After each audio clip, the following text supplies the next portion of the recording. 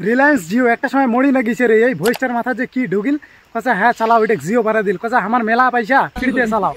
ওই ঠিক ওইরকম করি যেমন করি পক্ষী ধরা ফান গেলের মতন, আগর দানা ছিটাও পরে জাল ছাপাও। যাই বড় মোবাইল চালে আনা পড়ে হুলাখো ছাড়ে নেই, হুলাতে না টিপে টিপি একলা ফোন বাইর করলে কম দামে, আর সুইচলা পাথরের থেকে বেশি শক্ত, তাও লোক কিনেছে। কসে কাকা তোমরাও চালাও, খালি চেংড়া চেংড়িলে মোবাইল দেখে নাকি তোমরাও দেখো। আর কাকা মোবাইলের খবর দেখিস তোর, কসে কি জিনিস দেখাইলা। ইউটিউব ফেসবুক হোয়াটসঅ্যাপ তামান আছে, মানে ওই পিপিড়ার মাথাত হাতির খাবারের লোট, এই অবস্থা। ওই কিনা মোবাইল এত চাপ সহ্য করিয়া পারে না, দেড় দিনতে এনে খারাপ আছে, আরো যায় এনে কিনে আনছে, কি করবি ওই অভ্যাস হয়ে গেছে। প্রায় 47 কোটি ইউজার আছে, দাম তো বাড়াইছে 50 টাকা করে ওইটা নাগা আছে না, হিসাব যোগ কতটা শূন্য হয় ওইটা অব্দি আমি জানো না। আর মোর 50 টাকার ব্রয়লার আনিলে বাড়িতে হয়ে যায়, তার উপর আমার বাড়ির 4টা মোবাইল সাওয়ালা গেলে কেনা না গিয়ে রেখেছি ইলে লোক, আর না রেখো না রে আমাক দে। রিচার্জ শেষ হলো তো এমন করে ফোন করেছে, মনটা কাছে মুই রিচার্জ না করলে আমার কোম্পানিটা মরি যাবে, আরো সার করছে। আর মাইয়া যে কদিন থেকে না খায়া আছে এই অবস্থা, বলে মুই মরি গেলে ওটা ফোন করিবে রে, রিচার্জটা করে।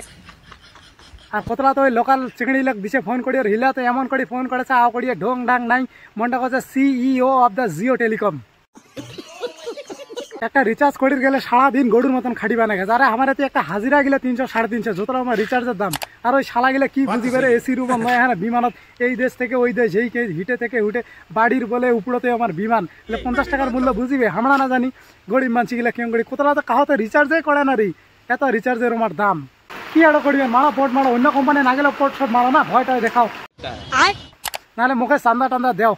একটা সিম কোম্পানি একটা সিম নেয়া করি বানাও না, নাহলে অঞ্চল টঞ্চল থেকে যে কোনো এটাতে কোনো স্কিম বাইর করিবা নাকি, দেখিবা নাকি রিচার্জের ব্যবস্থা করিয়া নাকি, কটা চলা যায় কাছি।